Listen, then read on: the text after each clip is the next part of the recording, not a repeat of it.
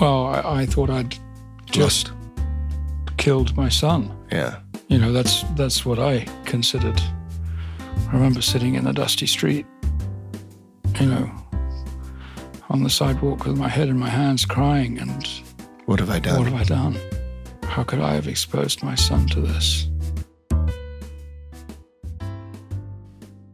Dad. Hey. Where were you born? I was born in West London, Hammersmith. And I was born in 1954. What was going on in West London in the mid-50s? What was the life? I think it was a delightful place in those days. You know, it was a lot more, a lot slower, a lot more innocent. I mean, I think the whole world was in a way, maybe because communications weren't quite so easy. In your face. Yeah, and immediate. But I look back on it. I mean, I don't really remember, of course, the day I was born, but I look back on that era with affection. Probably you still got some 50s memories in there, right? Yeah, definitely. I do have memories of. I mean, they're not all pleasant memories. I have memories of feeling very alone, wanting, kind of reaching for something, but nothing quite being there. So, mom and dad, let's introduce us. Your dad. My dad was a businessman. He was an advertising executive, and my mum was really an artist and a designer, and she was from Italy, and this is 54, so we're only 9 years after the war. She moved to England very soon after the war. She was married. She had a first marriage she was 17, he was 63. That did not work, and my father came from Manchester. I don't think he was Mancunian, but he was born in Manchester, and I was the second child, so my brother was 3 years and 9 months older than me. So he's born at the beginning of the decade. You were born 54. Yeah, he was born, yeah, that's right, 51. 51. I was 54. And so West London, you were born, you how many years were you there as a family? I was born and we were in Wimbledon at that point, and then we lived in London until I was I'd just turned 7, and then I was sent to boarding school. So then I lived in the countryside. What, boarding school by 8 or something? My birthday was June, and I went to boarding school in September, so 7. Oh my God. 7 years. And so your first 7 years, you were at home going to a local elementary school. Yeah. Primary school. Primary school, yeah. So, and Big Brother was also there, or was he off? He was shipped off at 7 as well? Yeah, he was. He was there, but quite distant from me. I never really, you know, when you're 1 and your brother's 4, there's not a lot that you can do together. And he was not, I think he was quite upended by my arrival. Right. I know he was upended by my arrival. It's a classic firstborn challenge of losing attention. He wasn't the center of attention anymore. Exactly, yeah. I'm wondering, like, we're there when you're a child, and what do you think were some of the most, and as it speaks to how, the work you're doing today, but what would you say were some of the sort of most impressionable experiences you had within your family dynamic that made you who you are today? Yeah, I think there are a couple of key cardinal markers there. One of my first memories is we were still living in Wimbledon, and I climbed out of my perambulator, what do you call them? Pushchair now, you call them. Pram. And stroller in America. And I walked down to my brother's kindergarten school, and I walked into the classroom, and I said, I want my brother back. You were pushing the pram? No, I climbed out. Oh, you climbed out. I was left in the front garden, and I kind of like got out. You got out of it? I was walking, obviously, and I walked down it was not a big tight main road, but 2-lane, but had traffic, and I must have gone probably 200 or 300 yards, because we used to walk down there to school. I'd be pushed in the pram while he was being walked to school. So I kind of obviously knew how to get there. And I walked in the classroom and I said, I want my brother. Can I have my brother back? Into his classroom? I walked into his classroom. Yeah, so sweet. No? You were 2? Probably 2 and a bit. Yeah. And what was the reaction? I can't remember. Drama, where's he gone and all of that. I think I can imagine. Who's the one pushing you, by the way, in the pram? Is it mum? Or? No, she wasn't very present. You had a nanny? We had what they called au pair girls. Au pair? Yeah. Remember her name? So those, no. They came actually in the beginning we did have a nanny, and then we went into the whole au pair, which is like these girls are young, sort of post high school, 17 or 18, and they'd come over from France or Italy to learn English. For a summer or for a year. Yeah, or for 3. Well, not usually that long, but a few months, and then. But a nanny's more one that's going to stick with you for years, and nanny's kind of a family member. More of a family member, right? But they changed quite frequently.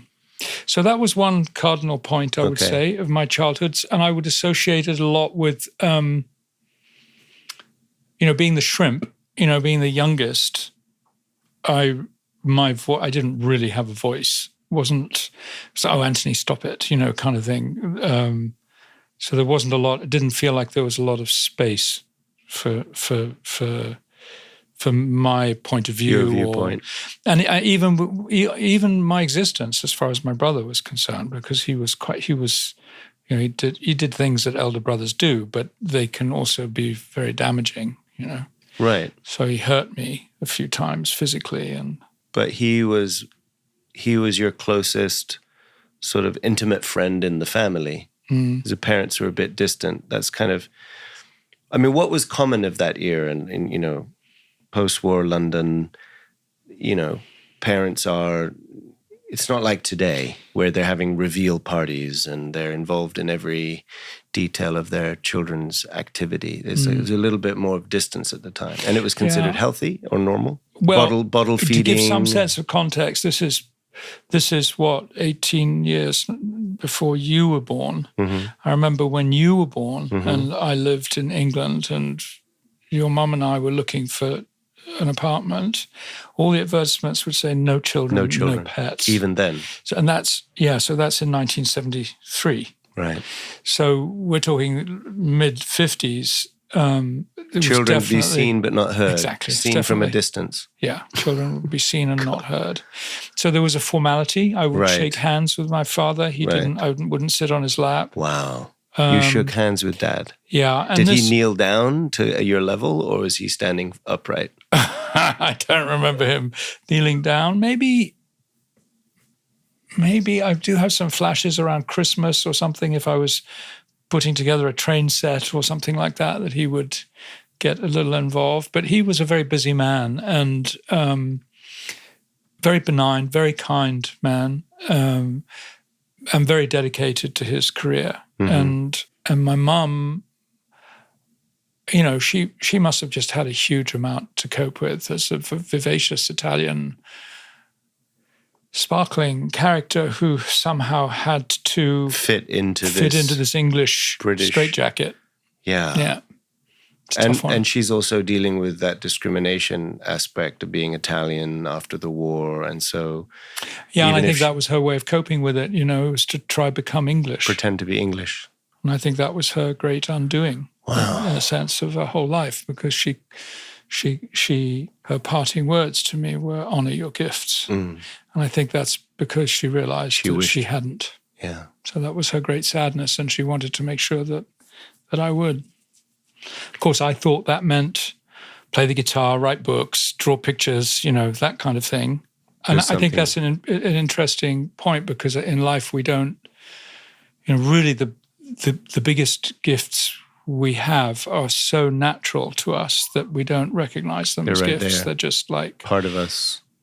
Yeah, I was on a call this morning with an editor, and I had someone else on the call because the editor asked me, she said, why are people attracted to you? And I said, I can't really, I can't really answer that question, because there are parts of me that attract attention they're just so normal to me that I can't really give it a shape or a name. I can't. Yeah.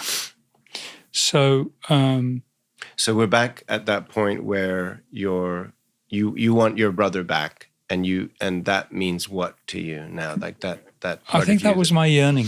Mm-hmm. For connection. Yearning for connection, yearning for family, yearning for some point of reference. And a little bit sort of standing up to the establishment, right? You're walking into a classroom, regardless. It's like, I want my brother back. Plucky. Plucky. Yeah, it was plucky. You still got some pluck, even though you're the number 2 guy. You got some pluckiness. Yeah. But even though your brother, even if your brother did come back, he probably just to bully you a little bit. But do you remember that story? That one time we were driving, because we used to drive to Italy every year because we had to go visit the Italian family, and one time we were driving back. One time we were driving back from Italy, and we'd stopped in Lausanne. You and me driving back? No. Oh, you and your my family? mom and my dad, and I must have been. So it's summer vacations in Italy. You drive down from London, and I'm probably 6 or something like that. And you're on your way back. We're on our way back, and we check out of the hotel in Lausanne, and I see the passports, all the 4 family passports on the counter, and I said, "Hey, Mum," and she went, "Anthony, stop it! I'm focused, I'm concentrating."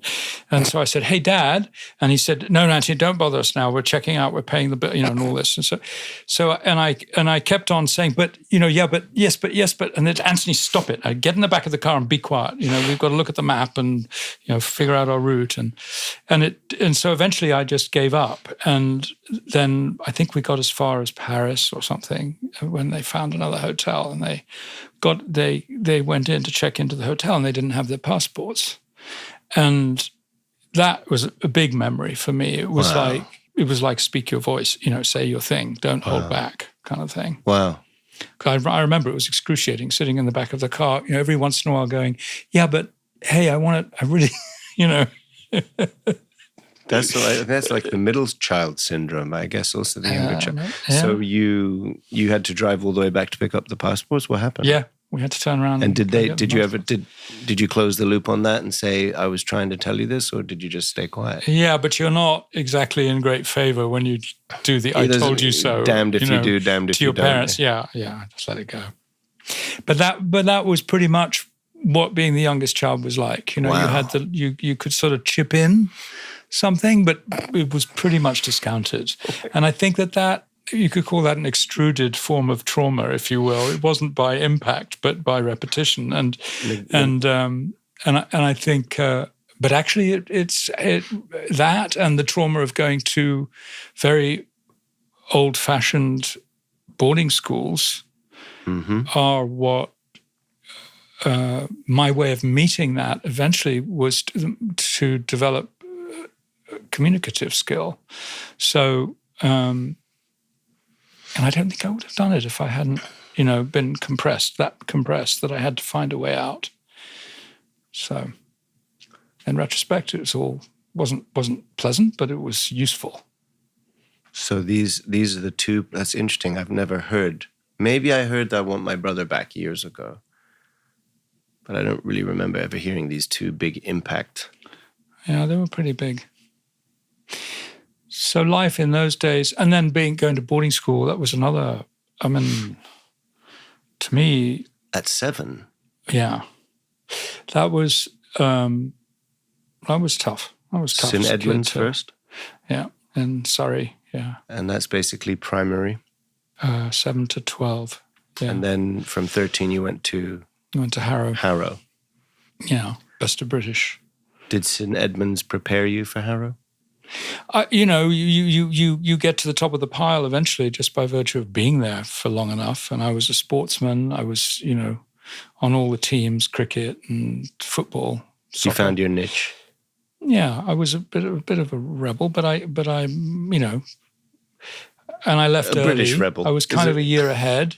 Yeah. So I left early, and then that was the big crash. You're sort of at the top of the school, and then all of a sudden you're the number. So tell us about the in Harrow there's a uniform and there's a code of there's a dress code, and there was. How does that work?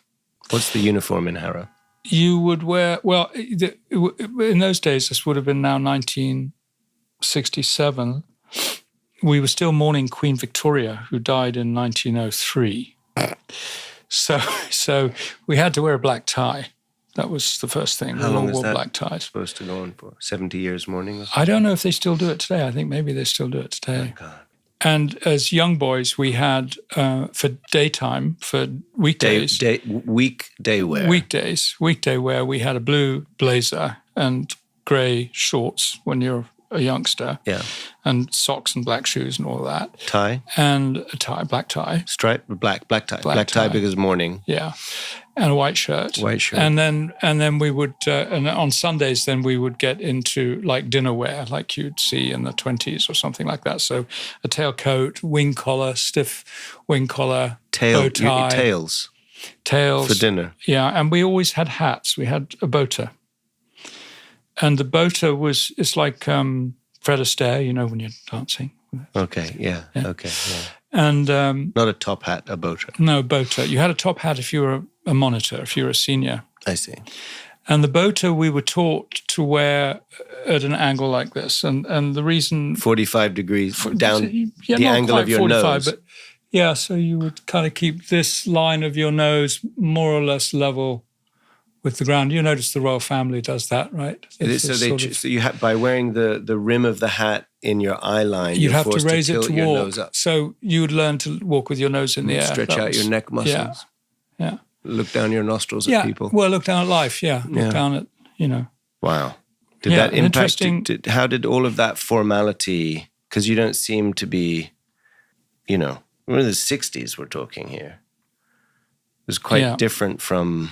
Yeah, well, 1968 was the revolution in France at the Sorbonne. 1964 was Grateful Dead and the whole electric Kool-Aid acid test thing happening in California. The whole hippie movement was happening in California. This was 67. Right.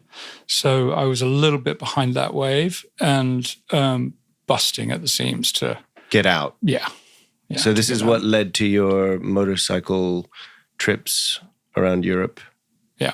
I had my first motorcycle. I saved up money. I had my first motorcycle 2 years before I had a license, and it was left at a friend's house, and I would go there on holidays and go look at it.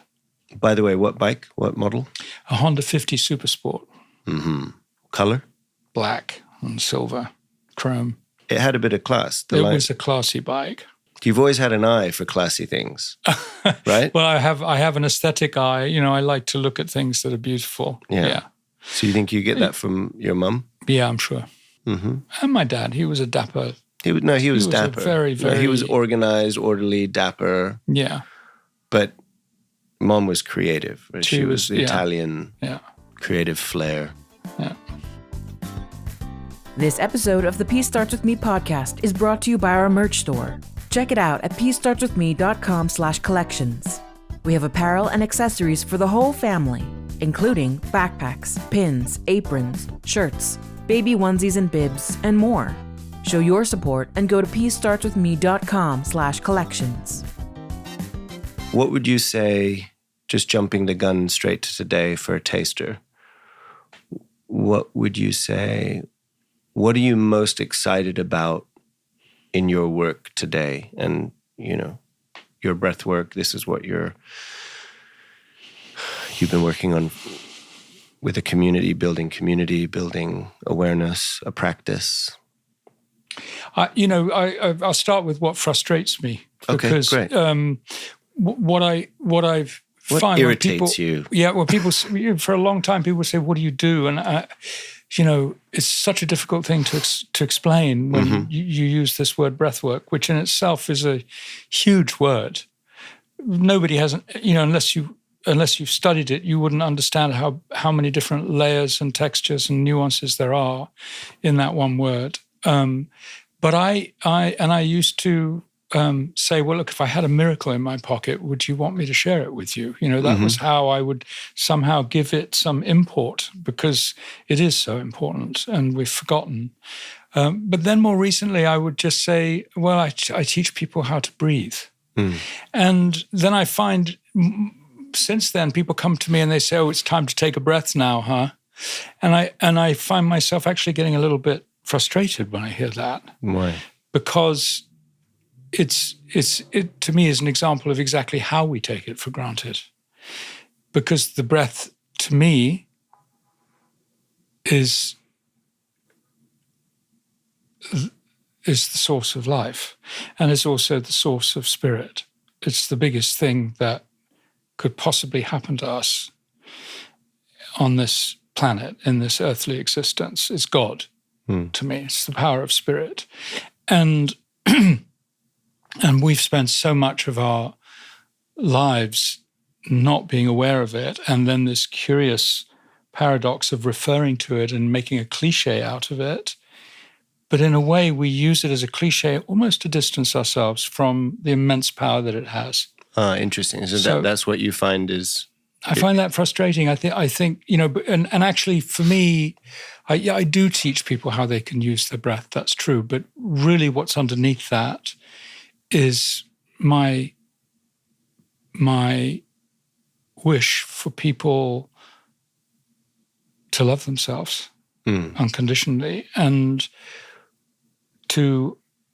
because I can identify. I didn't really love myself as a kid. I thought I was like the one that didn't belong. I was the outsider, not worthy, the outcast. I was half Italian at school. I was I was called all kinds of greasy wop names, and spaghetti was about the nicest of them. And people were unkind. And then as I navigated through my life to maturity, it was a messy journey. It wasn't like summa cum laude and, everything was roses at all. I had to clamber back from this displaced life of not belonging into some kind of accomplishment so I could feel worthy. And I think that I was, I wasn't as scrupulous as I would be today. I was kind of smash and grab. I've got to get ahead. I've got to, and very confused about what a human relationship would look like with women. Hence, you were born when I was 18 years old. So really trying to understand, not very well equipped. I could do the snob thing quite well, but other than that, which I was trained to do at school, but other than that, I couldn't. I found myself feeling for the underdog, for the person at the other end of the nose is who I identified with more than the person who was looking down their nose. So, as a person, right? Yeah, you could play that role, but actually your own experience. But I found it distasteful. Would you help me understand or just recap? So. Actually, first, let's just give for context what we mean when we say breath work, because everybody's breathing if they're alive. But when we say breath work, how would you describe that? We can get into it in more depth later, but how do you describe that in a sentence as to what does that mean?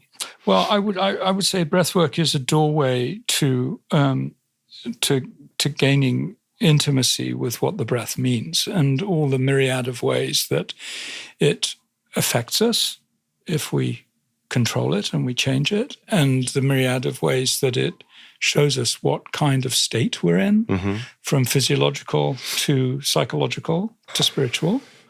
And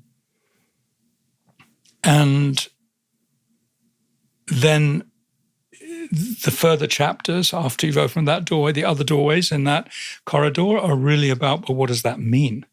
What does it actually mean to be living in such a dense physical form that I can see these things? And, even though we're 95% space or something in our body, we actually can see each other. So what is it like to live in this mundane material reality and to be breathing in something so subtle? I would call it the height of awareness. You can't see it. You can only see what it does. You can only feel what it does. And then the paradox of us calling it our breath, but it's not ours at all. We've got to give everyone back. We can only borrow it. So then we begin to get down the corridors and start to get into more of the specifics and the specialized aspects of the breath.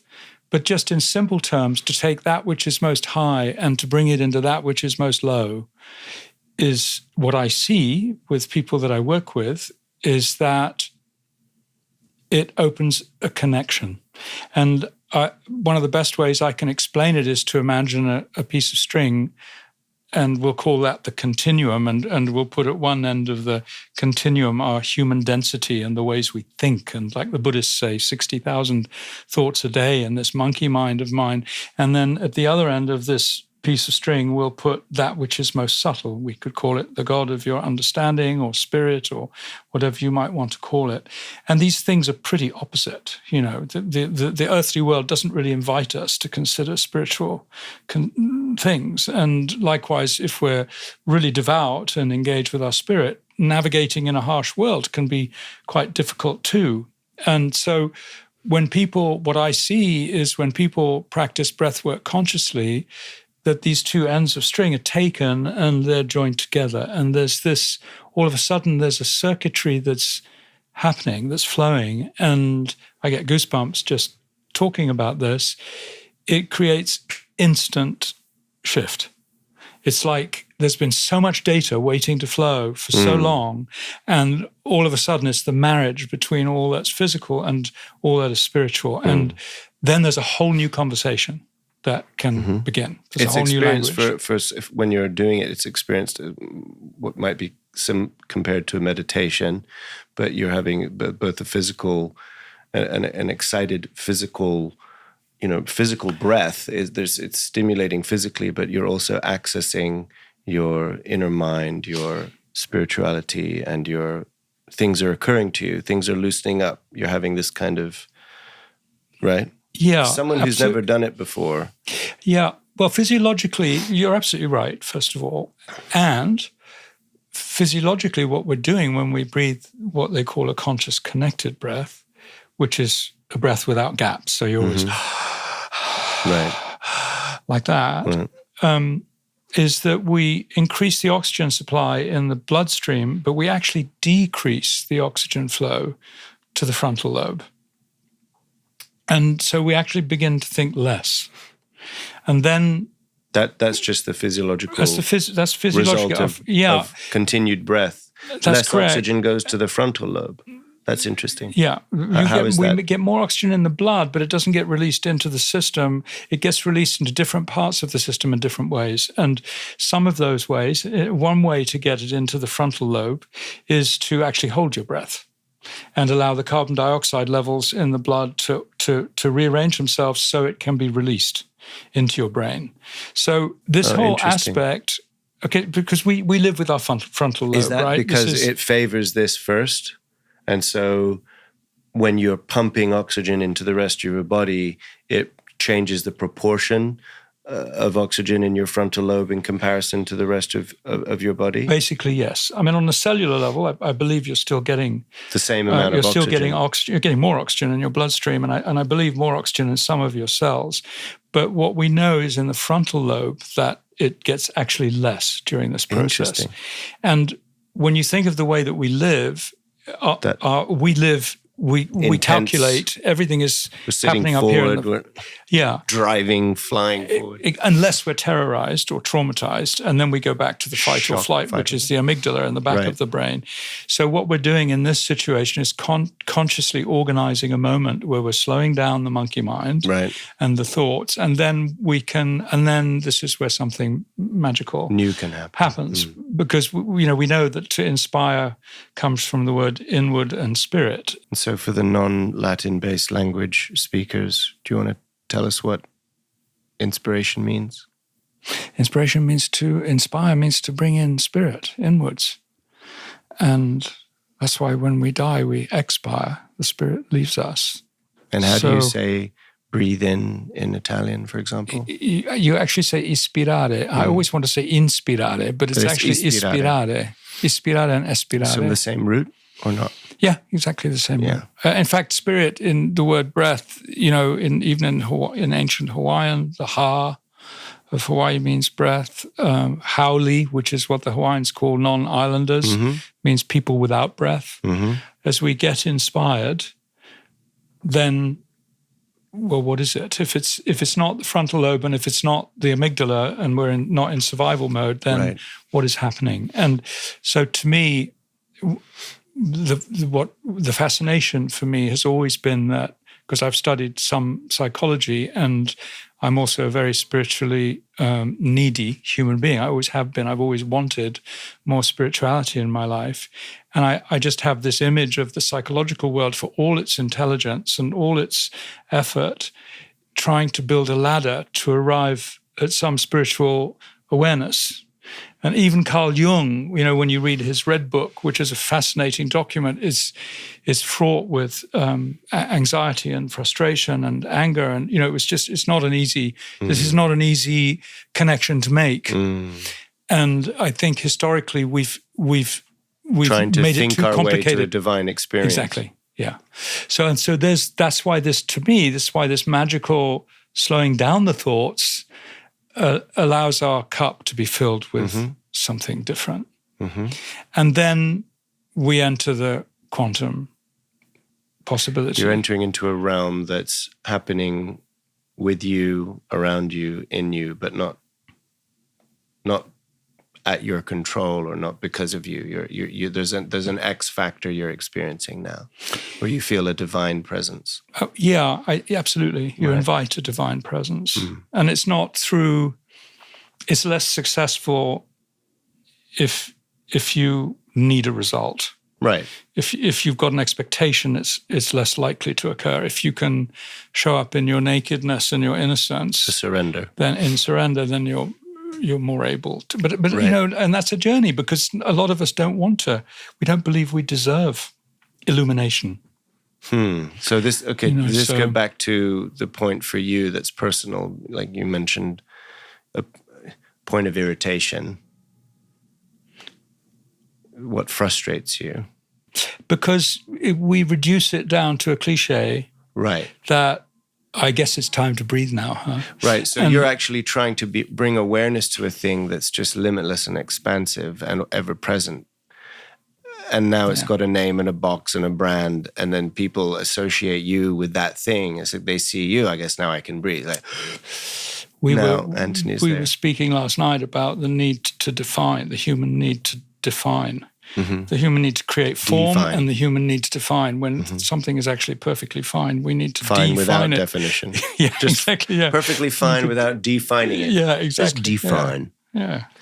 So then, but you expressed it as a form of love, self-love, also.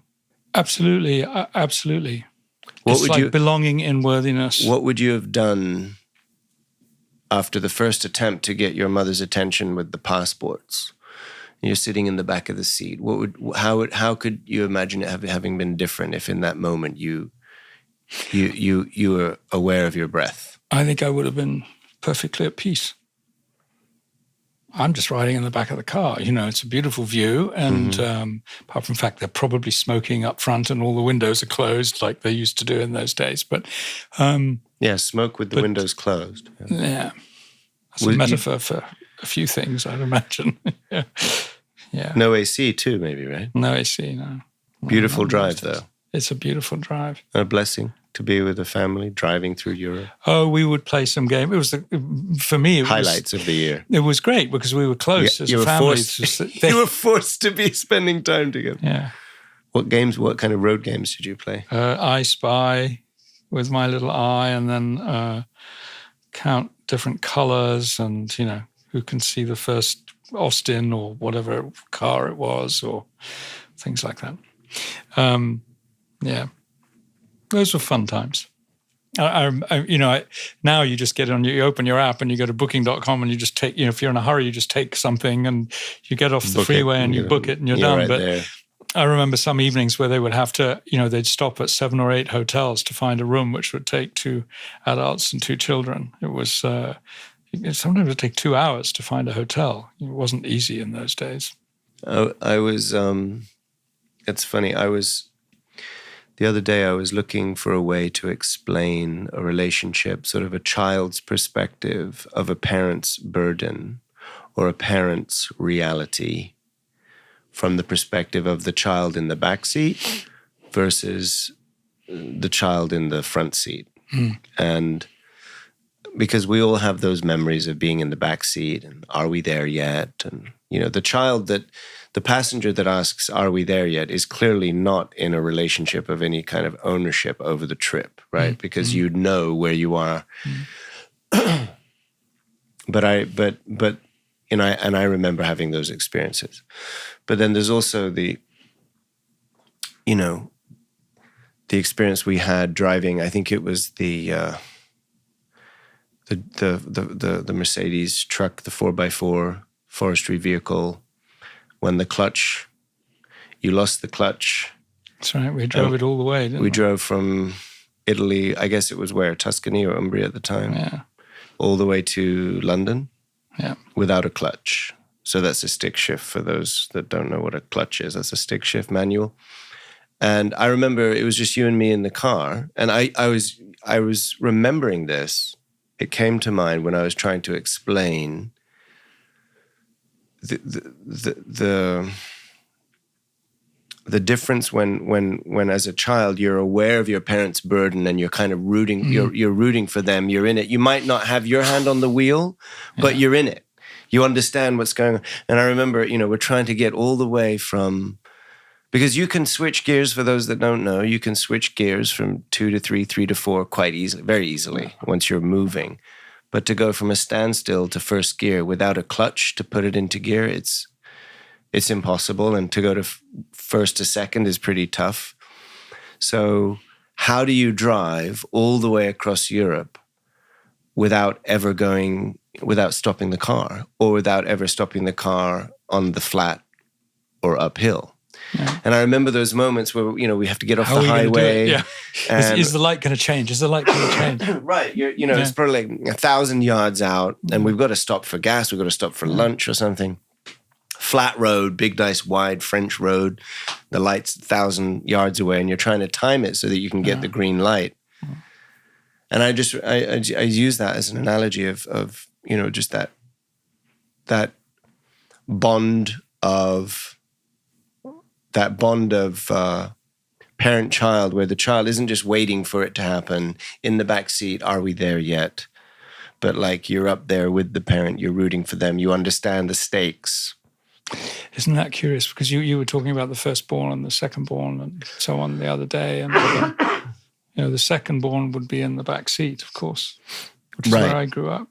And what's significant to me about this as a metaphor today is that if we don't make a conscious effort, we still stay in the back seat. And so a question for me is, what does it take for us as adults to come to terms with ourselves so we can consciously climb up front and take the wheel and become more causal, become more co-creative in our lives? We've both been on a journey of discovery, ultimately looking for the same thing and having both simultaneously, both like almost identical experiences and opposite experiences at the same time, from depending on which way you slice it. Well, I think what comes up for you? I think that there's been a thread that is weaving, it's a loose thread. There's a lot of it. And in some way it's taking my experiences and it's getting the needle through those, and it's getting your experiences and it's getting the needle through those. And they're not necessarily on the same timeline. They're kind of all very varied and very different, and something's converging. Right. And so in a summary, it feels like there's going to be a moment when that thread is, like when you're sewing, every once in a while you pull it tight, and it just feels like it's going to get pulled tight and everything is going to go boom. Right, I know what you mean. And then it's like almost an unlimited power, almost something. Yeah, we're both feeling this, some convergence. Yeah, and I'm here to say, how can I help? That's right. Which is very different than what I used to feel about you. This episode of the Peace Starts With Me podcast is brought to you by our merch store. Check it out at peacestartswithme.com/collections. We have apparel and accessories for the whole family, including backpacks, pins, aprons, shirts, baby onesies and bibs, and more. Show your support and go to peacestartswithme.com/collections. Well, the nutshell story is... What's the nutshell story? I'm tired of hearing myself try to compress it in 10 seconds. In terms of this convergence, It was very hard for me to accept what your choices were after we had the ayahuasca experiences. And I didn't understand what you were saying. when we were in Brazil together in the Amazon, in the jungle. And these are all metaphors because it was a real jungle of for each of us in our own personal journey. What year are we now? 1993. 1994. This is your 21st. So we're living in your 21st Umbria. birthday. We're living in Umbria, Italy. I'm not 21. I'm 19. Yeah, I'm 19. Okay. Well, I had it in my mind. Maybe I did it for your 18th. For me, it was a rite of passage. This whole thing was to take you on this extraordinary I felt journey. like I was having it just wasn't the rite of passage you were looking for. Wasn't what either of us expected. What either of us expected. But just for context, because I'm 19, you're what? You're 40, 39, 30. Well, if you're 19, I'm 37. 37. Yeah. So 2 years, 18. 19. Yeah. So there's so many experiences we've had as father, son, and a lot as brothers, although I've never tried to make it. I've never tried to leverage. It's not like people take us as brothers, or we have just common experiences that some people perceive as like a brother kind of energy. But I've always respected the fact that it's a father-son relationship. Yeah. And you also have been a very, very open and, supportive, not a domineering or controlling father, right? So neither of us have leveraged or played around with we've been just kind of close. Yeah. Okay, we've been close, and we've been through so many different experiences. Yeah. And I'm 19. We're living in Italy. Can't even remember what I was doing. I guess I was working a little bit on a building site or whatever. And you were quite involved in your music. Involved in music, and we did yoga. Right, we were studying yoga under Danny Paradise. That's right. That's what took us to Brazil. He invited us to Brazil. Danny Paradise shows up. He's this guy he's just backpacking a guitar guy, and he raises enough money with a couple of gigs and a few, yoga sessions to buy his next plane ticket around the world. And by that time, he had developed a circuit. Right. And he comes to see you in Italy, spends a week or two with us in Italy, and he's with his girlfriend. But he starts talking about his Brazil circuit and how he has met these people with the União de Vegetal. The Union of the Vegetable. The Union of the Vegetable. It's a Christian-based, Catholic-based sort of spiritualist group that they're quite traditional, and yet very, very traditional, family-oriented, living all throughout Brazil, and they take maybe once a month or twice a month the ayahuasca, this blend, specially prepared blend of Amazonian leaves, different bushes and twigs and different plants. Yeah. Danny tells us about this story. Yeah. And he says it's like dying. And I remember hearing that. Yeah. And and then he was inviting us to come with him. Yeah. Was it that year? The year following. The next year. Because we went in February. Okay. So we're up this old stone house in Umbria, Italy, and I'm listening to this yogi. Really, he's speaking to you, but I'm the tag-along guy, right? Speaking about his experiences in Brazil. What were your, when you're hearing him say, you take it to die? What were you thinking? So I received the call. You're intrigued. And yeah, and this, remember, this is like 20 years after my experience with the Unification Church. Right. Which had cauterized my relationship with my spirituality. I was so deeply traumatized after that I Danny was really one of the people that helped me heal that. He was he introduced me to Jiddu Krishnamurti. Yep. And so I used to go listen to him talk at Brockwood Park. I came with you a couple of times. I think so, yeah. And I enjoyed those sessions. And indeed, Alfie, your youngest brother, went to that school as a teenager himself. Yep. So that opened the pathway to my healing. So I had a very high regard for Danny and anything he was. So for you, it was part of your evolving sort of spirit. It made sense. It was something you felt ready for. Yeah, I mean, how old was I? I was 36, 37. 37. So I think it was the first time that I'd contemplated my death. Because when someone says to you, "You take this to die," you're in your pre-death moment. You're seeing your whole life flash before you, and you're taking stock. It's a psychotropic, right? Yeah. It's a psychotropic tea.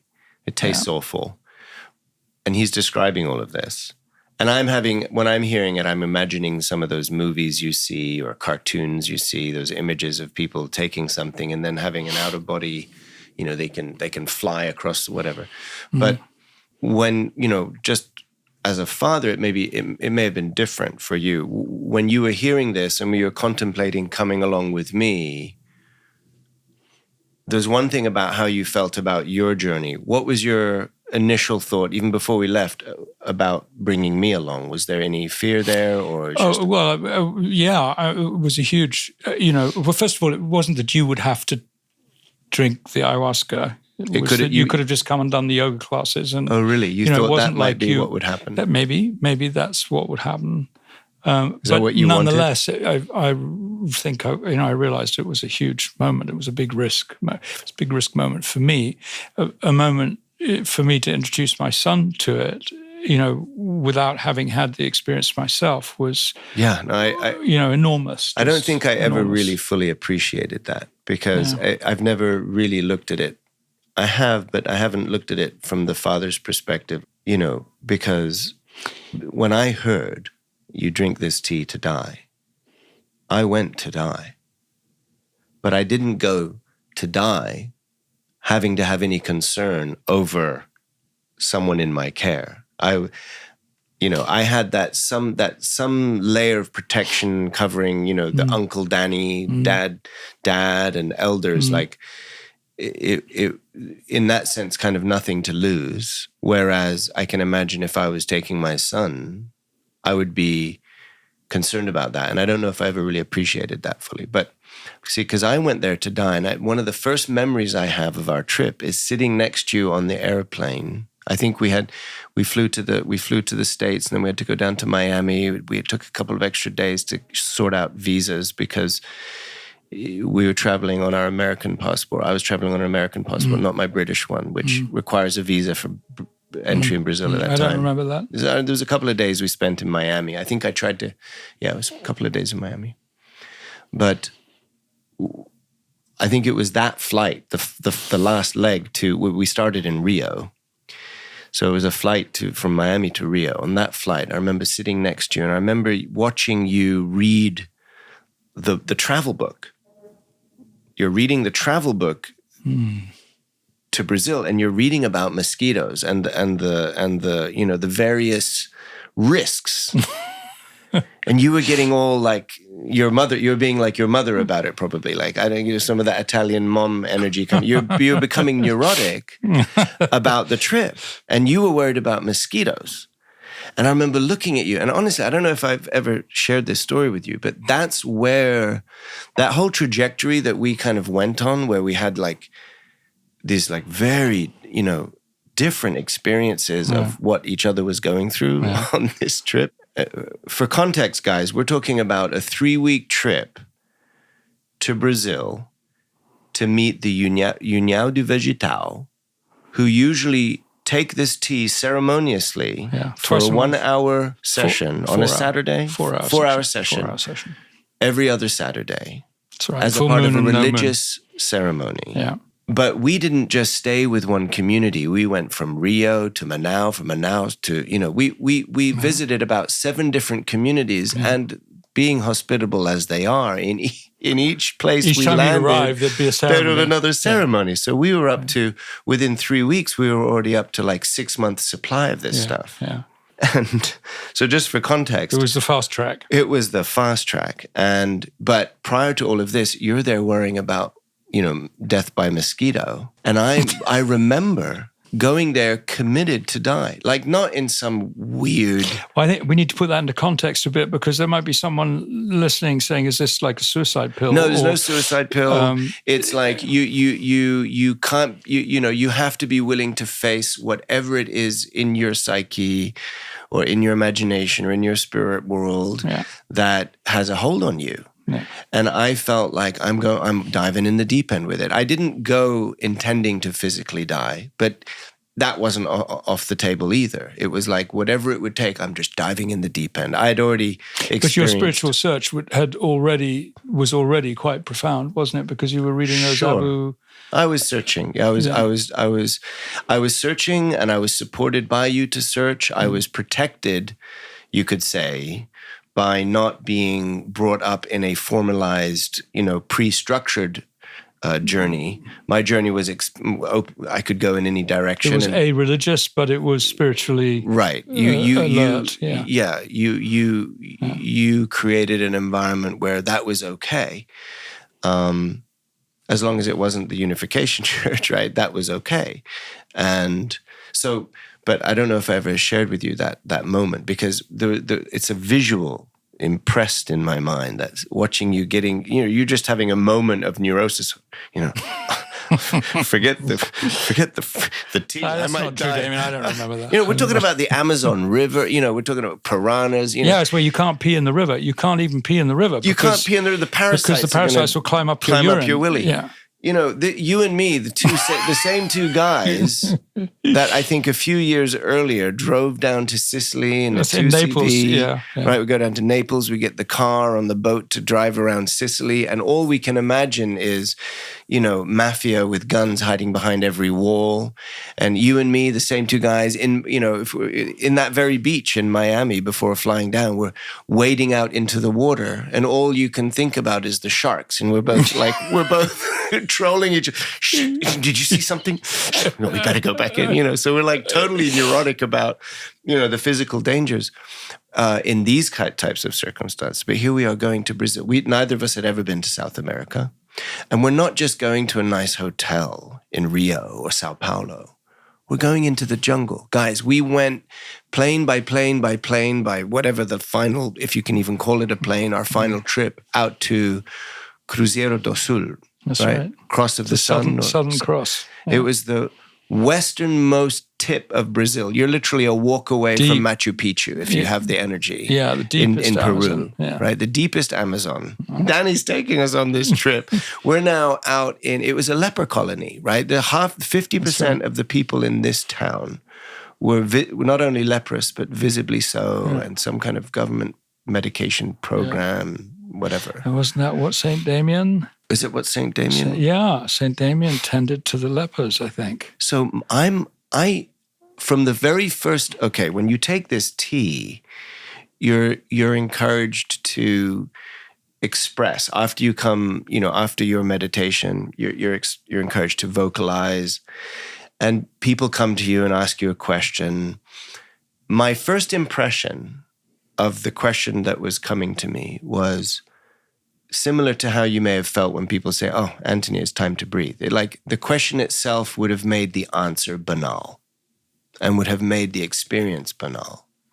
Because my experience with the tea was I was drinking it to die. I don't think I ever threw up, maybe once, because it triggers, usually you vomit within 20 minutes. But similar to how I had sometimes been able to train myself to breathe through a roller coaster trip or breathe through car nausea or something like this, I went kind of through the pain, and what I experienced was just like, I wasn't having visions of all kinds of crazy things and hearing voices and all kinds of, my feeling was just, I went into such a deep experience of presence that there was nothing to be said.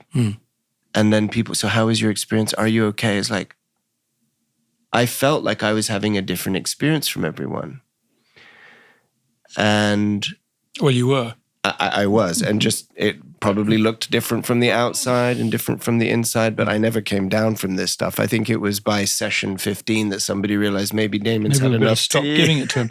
Because their belief system was that you needed more. Well, once they realized...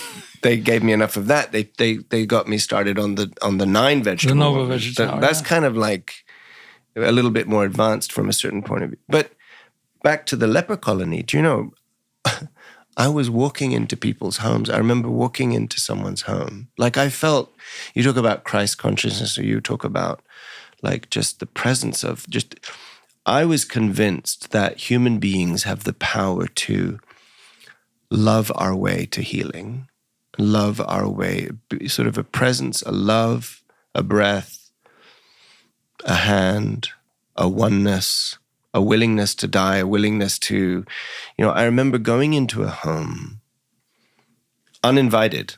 We're talking about, I don't speak Portuguese. I walked into some home. There's a humble home somewhere down the road from where we were staying. Because I used to go on walkabouts. I don't imagine what you were going through. I walked into this home. There was a TV playing, a couple of kids sitting on the floor, and a grandmother on the couch, clearly a leper, very deformed. Her hand was really ugly and deformed. And I just remember sitting down. I walked in with sort of a total, this is as much my home as yours. Like there was no hello, I wasn't playing to formality. I wasn't playing to custom. You'll remember, I was just sort of in whatever element I was in. And I walked in and I sat down next to this grandmother and took her hand and held her hand, and I just smiled at her, and I was just kind of feeling a prayer of even if I could take some of the leprosy from you and share some health with you.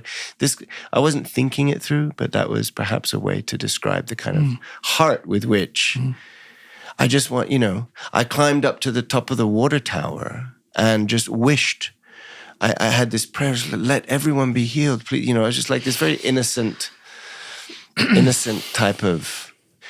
Anyway, these are just some of the experiences I was having, many, many, many, many deep, deep experiences. But for me, it was more about just being in the moment. And definitely this was a rite of passage, because in our father-son relationship, which, Dad, I depended on for my survival. I didn't have a mother. I didn't have consistent friend groups because we were always moving around. I didn't have a church community or some other kind of. I had grandparents, and then they started dying. So I was never willing to risk, I never wanted to risk our relationship. Actually, that was probably scarier than the idea of dying. And so that I realized coming back from Brazil, that was a point at which, even though maybe you had suggested it's time to go and meet your mother, that you said that, Demian, I think it's time for you to go to meet your mother. But in a sense, that may have been, I don't know what I can do with you anymore. I don't know. But that's what I was mentioning to you last night when we came back to Italy. And I don't think I slept for 3 months. But I remember thinking, if I do go and see Renee, if I do go and meet the church, this whole history that I had. Well, she actually came to see us. She did. In Italy on our return.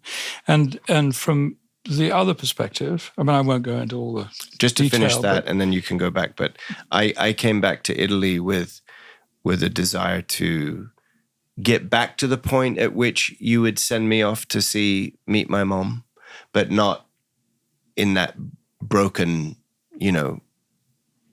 division, where we weren't even really communicating. But I wanted to get your blessing to go. Yeah. But your experience, of course, different. Well, I thought I'd just killed my son. Yeah. That's what I considered. I remember sitting in a dusty street, on the sidewalk with my head in my hands crying, and what have I done? What have I done? How could I have exposed my son to this? Because from the outside, you departed and you were being judged as in the middle of a psychosis. And right. Even Danny was saying to me, "What are you going to do about Demian?" I was like, "Wait, you invited me?" He was kind of your spiritual guide. He was definitely a mentor. And there was another guy there.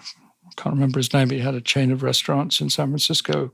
Michael or Bobby. The totally different energy, right? The sort of American, very American worried, grind. Yeah, fast-paced, Jewish. Worried, possibly. And he was saying, "We got to get him in hospital. You've got to put him in hospital." I'm like, trying to medication. protect you, trying to stop, trying to figure out what's going on. The Yunyao is saying he just needs another cup of tea. Yeah, so they're saying that.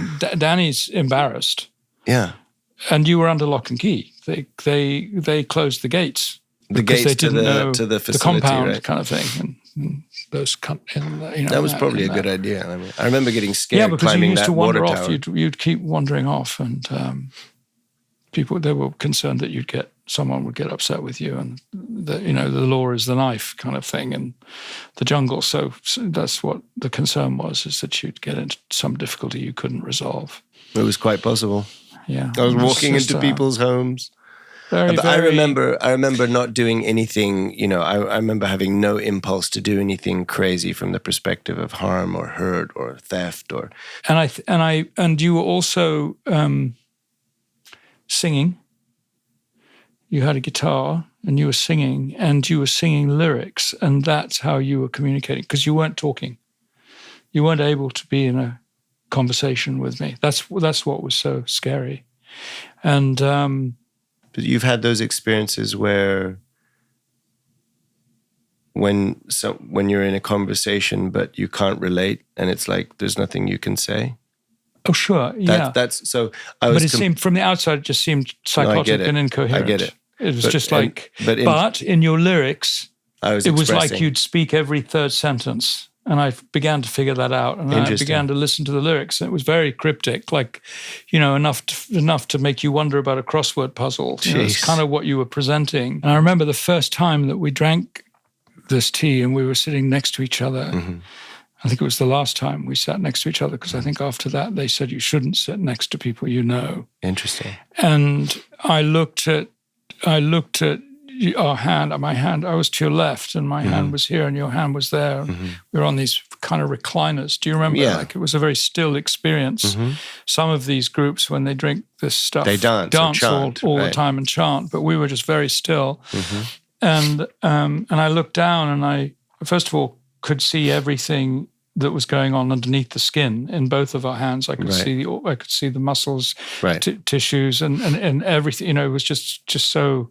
That I had that in the first 5 minutes, the first tea. From that first time I had that experience, and I just went into a zone from that point. And then you said you looked at me and saw every face of the family or something. Oh, I don't remember, very possibly, but I don't remember now. But I do remember looking at our hands next to each other, and this kind of chain between them, blood dissolving. Oh, interesting. A chain. Like a chain, like a link. Mm-hmm. It wasn't like a heavy chain. It was like a connection that was dissolving. And it was, to me, that's what this journey was about. After that, it was like, okay, there's a part of him that needs to exist without being linked to me. There's a part of him that needs to be born in his own right. Not. Right. And so to come back full circle, just for people who are listening, to put something into context about this death, I think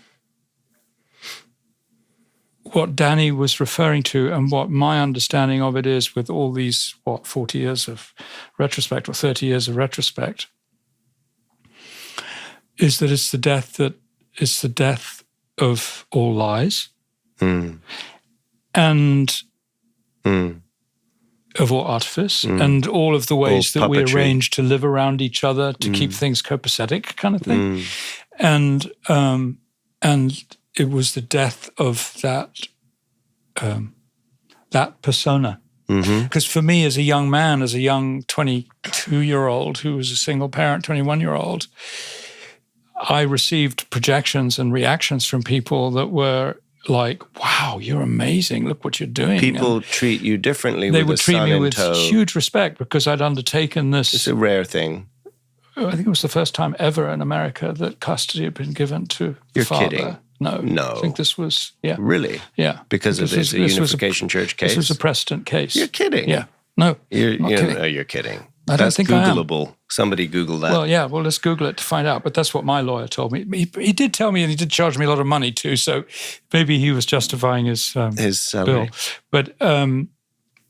But it was. It was totally unique, and so what happened in these relationships that I lived with sort of a guaranteed level of accolade. Oh, you're a single parent. Wow, that's amazing. Oh, you got a dog too? Wow, gorgeous family. Yeah, and then sometimes I'd find myself in my shyness, right, that I'd kind of like kind of found it convenient for people to know that I was a single parent.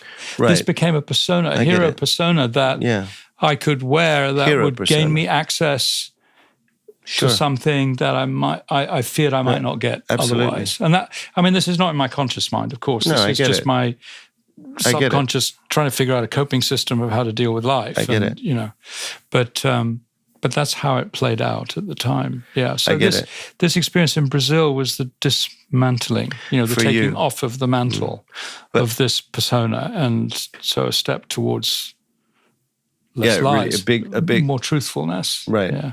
Which I think I mean, I can't tell you the psychological, the pain and the guilt and all of those, the fear that I had during this process was enormous. But what a cool dad to bring your son, you know, as honestly and as admittedly fearful of the mosquito bites as you may have been. That whole thing was... Well, that's not my narrative, but it's not my memory either. But I'm not sure how beautiful it is. I wouldn't advise a father to do that. No, you wouldn't. Honestly. We're not advising. But I said cool. I didn't say beautiful. I said cool. But I can't imagine doing that with a son. Wow.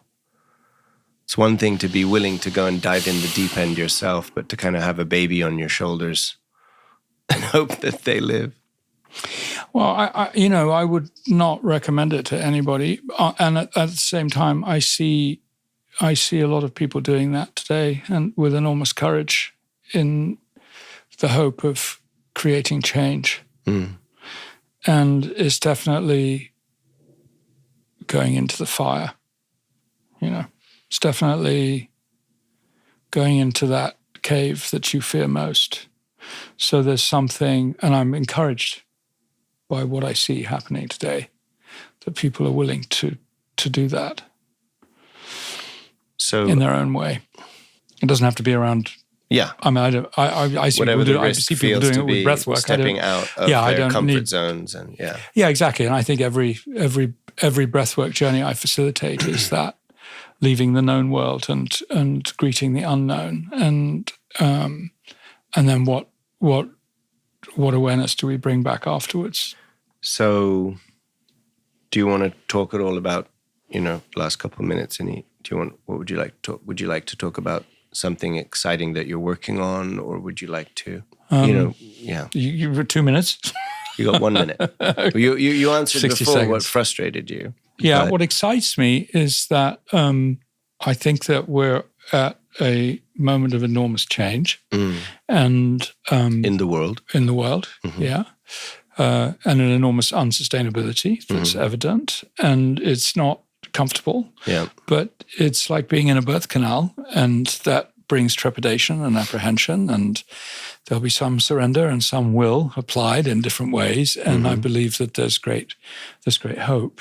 I'm not sure how that manifests in the physical world, but I believe in the spiritual world that there are legions more people becoming aware that spirituality is really where the truth exists, and this worldly existence we have is really a distraction if we're not very conscious. So, if I had a call to action, it would be to awaken to that, and to maybe get curious about the breath, because what we've taken for granted our whole lives is actually the finest connection we have to all that is holy. So may we awaken to that. And in whatever way that comes, may we awaken to that. And then what would you say, for example, for those that don't know you, what would you say your current impact reach is, or the community size, or number of people that you've been working with? Well, I think we've probably, as a school, because I have a school, an academy that trains people to do this work. So, and we've got about 1,000 of us around the world now. I think we're in almost every country in the world. And teachers? teaching. Practitioners. Facilitators. I call them facilitators because they're helping other people on their journey. And some of them have up to 1,000 people in a session. Some of them have one. So there's a huge variation. But we're in several million now that have had the experience of alchemy of breath, or of the alchemy that's in the breath. Right. And those are the closest to us that we communicate with in our community. We're probably about 155,000 or something like that. Okay, that's impressive. Give some kind of context. How do people find you? What's the best way to find you and find out more about what you're doing and what you're currently offering? At alchemyofbreath.com. And again, like I said, it's not really about the breath, it's what we do with it. So the way we use the breath at Alchemy is to help people negotiate this distance between the psychological realms and the spiritual realms, the emotional realms, the things that we don't understand, and the times we get overwhelmed and the times we undermine ourselves, and we get to drop those chains and to use the breath in order to inform us of a different way of living and a different way of being. And it can happen in 30 minutes. Right. So you've got some free courses and sessions you do online. We have free sessions every Sunday online. You do weekly services Sundays. We have a weekly Sunday service. It's 9:30 a.m. and 5 p.m. English, UK time. GMT. So it's to cover both Australia and it's called Breathe the World. Right. And then you've got some evergreen experiences on there, and you've got courses that you offer. Yeah, we've got courses. And you've got in-person experiences also. In-person experiences. We've got courses. We've got courses for common issues like depression or anxiety or some of those unfortunate things that we carry with us. And you do also some breath camps in Italy. You've got some property in that's Italy. where we congregate. Yeah, Right. We have our land-based school is in Tuscany. And all How summer would long people- we run retreats. What would people have to think of in terms of how would someone make that work in their schedule to come out? Can anybody come, or do you need to already be like a practitioner? No, level? anybody can come. It's a 10-day experience. 10 day. And it's like rewriting your life. And so for everybody listening, it's really not about the tea. because actually, the experiences I had on the tea were just experiences I have anyway. It was just, even the few sessions I've done of breath work with you, it's like the same. Well, I've worked with the Psychedelic Society for now 9 years, and most of the work I do with them is to help people come down, to help people, which is what was so important to me from my experience with you, to help people. How do you integrate this downflow, this tsunami of data? How do you bring it into this life? And that is what I say with breathwork too. It's not the event. It's not the breathwork journey that you make. It's like, how are you going to make it real? It's like in the hero's journey, you don't just sit on Treasure Island looking at the gold. You need to bring it back to Bond Street to spend it. You've got to, in some way, bring this treasure back to the world and see what changes can happen. Don't hold your breath. I was just trying to think of your final tagline to speak to those people that irritate you when they say, "Oh, Anthony, I guess it's time to breathe." The end of your talk can be, "Okay, guys." It's like, let's have a word about that. Just give me 5 hours. Let's see if we can open that one up. So I can never look. You're my dad, and just for the audience, I can never catch up with. Honestly, I can never confidently you can't catch up say because you're on where a plane. you live. You're going. I don't know where you live. I think you travel more than I do. But this is my travel season, and it all comes to rest in May through October. We're at Asha in Italy. That's asha.global for those who want to find out about How do you spell Asha? ASHA. Think Alchemy School of Healing Arts. Wait, what? Oh, Alchemy School of Healing Arts. Asha.global. Yeah. And alchemyofbreath.com. That's right. Asha in Sanskrit means hope. So hope. We breathe in hope. Beautiful. And then in the world you've spoken about a sense of hope, of change. But most people probably spend the majority of their incoming data time as sort of bad news, right? Wars, disasters, challenges, problems, divisions, fights. In a world such as that, in a world such as this, and also in respect to how it might show up in your world more personally, locally, globally, beyond breath, how do you find peace starts with you? Really through self-forgiveness. And learning to love all those conditions that are me. Then I can be in unconditional love of who I am. Beautiful. And I've had a lot of conditions to forgive and a lot of conditions to learn to love. So if I can do it, anyone can do it. And that's how it starts inside me. That's beautiful. And I think that's your brand, not breath. I think breath is the how. Exactly. But that's the why. Yeah. I think ever since Give Me My Brother Back, that's the little Anthony that's been, He's still at work. God bless you. Yeah, and I actually left him behind. He's in my bedroom down the corridor. My little teddy bear that I usually bring with me. It's so cute. I've never seen that guy before. I was literally thinking that day, I think I should have a teddy bear. I think we all need a teddy bear. We all need a teddy bear. Yeah, I'm proud of you, Dad. Thank you. I'm proud of you too. I'm proud for you. And I